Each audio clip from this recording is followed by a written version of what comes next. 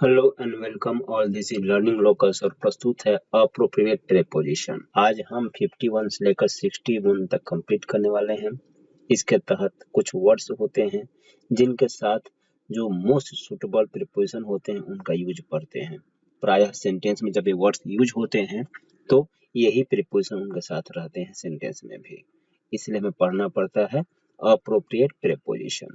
तो सबसे पहले है arrival at. Arrival at Hindi है पर आगमन। देखिए, अराइवल एट का अराइवल के साथ दो मेन प्रीपोजिशन आते हैं। एक आता है एट और दूसरा आता है इन। अराइवल इन, आप जो यूज जानते हैं एट और इन का, सेम यहाँ पे भी रीजन हो जाएगा। जब किसी छोटे जगह पे अराइवल होगा, अराइवल मतलब आगमन, तो वहां पे उस जगह के पहले एट अर्थात अराइवल के साथ एट प्रीपोजिशन का प्रयोग करेंगे। किंतु जब किसी बड़े जगह पे अराइवल होगा तब बड़े जगह अर्थात अराइवल के बाद इन का हम प्रयोग करेंगे, जैसा कि एट और इन का प्रयोग होता है। तो इसे हम पढ़ेंगे सेंटेंस में बाद में। फिर है एसेंट टू। एसेंट टू का मतलब होता है से सहमति। से सहमति, कोई प्रस्ताव देते हैं, कोई आपका फ्रेंड बोलता है कि कल शाम से 4 o'clock से क्रिकेट खेलते हैं, आप बोलते हैं ठीक है। तो जो ठीक है बोलते हैं आप, दैट इज एसेंट, सहमति। तो एसेंट वर्ड जब सेंटेंस में आता है तो इसके साथ प्रायः टू प्रीपोजिशन आता है, एसेंट टू, से सहमति। Next one is complaint against. देख लीजिए स्पेलिंग, कंप्लेंट। कंप्लेंट, आप ध्यान रखिएगा, एक वर्ड है कंप्लेन। कंप्लेन वर्ब है और इसका मतलब होता है शिकायत करना, लेकिन कंप्लेंट जो वर्ड है यह नाउन है और इसका मतलब होता है शिकायत। तो अब कंप्लेंट अबाउट और नीचे देखेंगे तो कंप्लेंट अगेंस्ट, दो चीज है। फिर क्या है, तो कंप्लेंट अबाउट, जब किसी बात, किसी मैटर के खिलाफ आप कंप्लेंट करते हैं, कंप्लेन करते हैं तो कंप्लेंट अबाउट लिखते हैं। और जब किसी पर्सन के खिलाफ आप कंप्लेन करते हैं तो आप कंप्लेंट अगेंस्ट लिखते हैं। तो कंप्लेंट अबाउट की हिंदी हो जाएगी के संबंध में शिकायत, और कंप्लेंट अगेंस्ट की हिंदी हो के विरुद्ध शिकायत।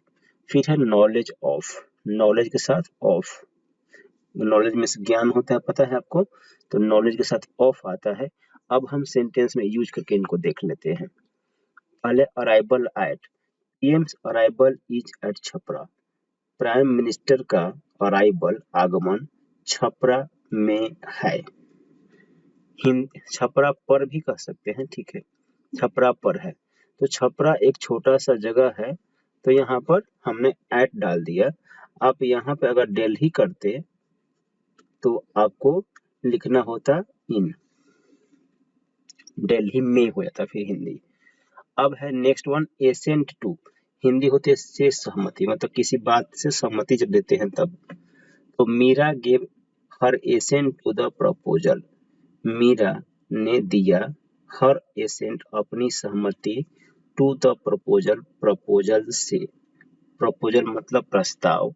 किसी में कंपनी में जॉब करना है तो हो सकता है कि कंपनी कहे कि आपको 10 आवर्स जॉब करने पड़ेंगे डेली, और जब इतना आप काम करेंगे, कौन कौन से काम करेंगे वो भी प्रस्ताव में रहेगा, तो आपको देंगे 10 लाख रुपीज पर ईयर। तो इसे कहेंगे प्रपोजल, प्रस्ताव। तो अगर मीरा को मंजूर होगा तो मीरा क्या कहेंगी, एसेंट देंगी अपना, मतलब सहमति देंगी, right. So Meera gave her assent to the proposal. Meera ने प्रस्ताव से अपना सहमति दिया। प्रस्ताव को भी मीनिंग कह सकते हैं, लेकिन अधिकतर अच्छा रहेगा प्रस्ताव से, से सहमति।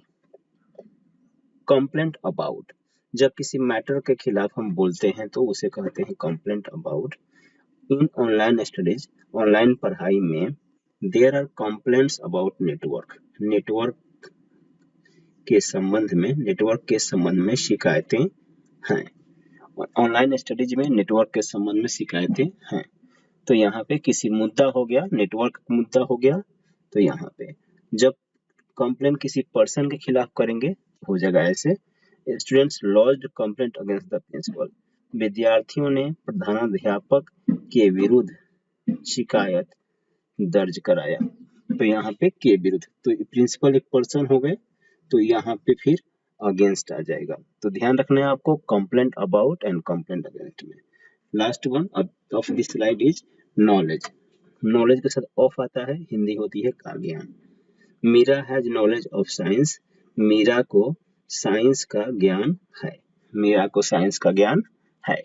तो इस स्लाइड में हमने arrival at, assent to, complaint about, complaint against and knowledge of complete किया। तो अगले स्लाइड में हम कंप्लीट कर रहे हैं अक्यूजेशन ऑफ। अक्यूजेशन ऑफ हिंदी होती है का अभियोग। अभियोग कहिए चाहे आरोप कहिए, बात एक ही होगी, का अभियोग या का आरोप। दूसरा है विटनेस टू। तो किसी केस का कोई विटनेस होता है तो उस वक्त सेंटेंस में जब विटनेस वर्ड आता है तो वहां पे टू का प्रयोग करते हैं, हिंदी होती है का गवाह। जील फॉर, जील मतलब होता है जोश और फॉर का मतलब जानते ही हैं, तो के लिए जोश। फिर है कैपेसिटी फॉर, कैपेसिटी नहीं कैपेसिटी, इसे कहते हैं कैपेसिटी। कैपेसिटी फॉर के लिए क्षमता। और लास्ट में चेक फॉर का चेक, जो बैंक का चेक होता है उसी की बात कर रहे हैं। तो अक्यूजेशन ऑफ, इसका सेंटेंस में यूज है Ram has accusation of corruption. Ram को है करप्शन, भ्रष्टाचार का अभियोग। राम को भ्रष्टाचार का अभियोग है, मतलब राम पर भ्रष्टाचार का आरोप लगा हुआ है, यह भी इसका हिंदी कह सकते हैं। तो अक्यूजेशन के साथ आएगा ऑफ। कुछ और भी लिख सकते हैं, हमने करप्शन लिखा। फिर है witness to. Meera is witness to the case. मतलब क्या होता है, मामला, जो केस मुकदमा होता है। तो मीरा केस का गवाह है। यहाँ पे अधिक क्लियर करने के लिए मर्डर कर देते हैं, मर्डर वर्ड लिख देते हैं। तो Meera is witness to the murder, मतलब मीरा हत्या का गवाह है। तो आप मर्डर थोड़ा सा बहुत स्ट्रॉन्ग वर्ड होता है, इसलिए हमने इसको यूज नहीं किया है। फिर जील फॉर, जील फॉर का मतलब के लिए जोश। क्या सेंटेंस है, students have zeal for the challenges, for challenges. विद्यार्थियों को होता है जील जोश चैलेंजेस के लिए, मतलब चुनौतियों के लिए। विद्यार्थियों को चुनौतियों के लिए जोश होता है। फिर है capacity for, Ram has capacity for securing first rank. Ram को क्षमता है फर्स्ट रैंक प्राप्त करने के लिए। सिक्योरिंग फॉर मतलब के लिए क्षमता, सॉरी कैपेसिटी फॉर के लिए क्षमता, तो यहाँ हो गया Ram has capacity for securing first rank. तो राम को फर्स्ट रैंक सिक्योर करने के लिए क्षमता है, प्राप्त करने के लिए क्षमता है। चेक फॉर, चेक पे जो जितने रुपये लिखे रहते हैं तो कहते हैं कि अगर मान लीजिए कि 10,000 लिखा हुआ है तो आप कहेंगे कि 10,000 रुपये का चेक है, लेकिन इंग्लिश में बताएंगे तो कहेंगे फॉर। तो इसी को हमने सेंटेंस में यूज किया है, क्लियर हो जाएगा।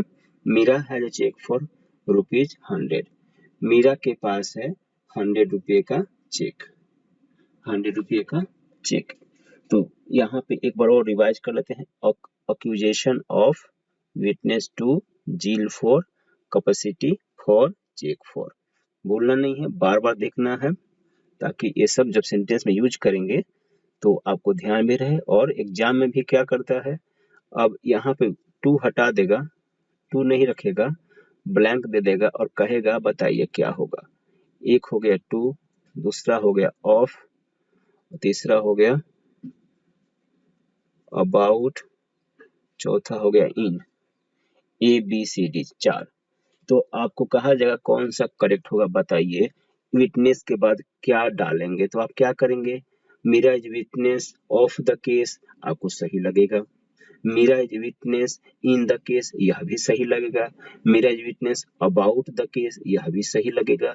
लेकिन सही क्या है, टू। तो यहाँ पे कॉमन सेंस भी कम काम करता है, टू ध्यान रखना पड़ेगा, टू ही सही है। ऐसे एग्जाम में क्वेश्चन पूछता है। इस लेक्चर को बंद करते हैं। Thank you very much.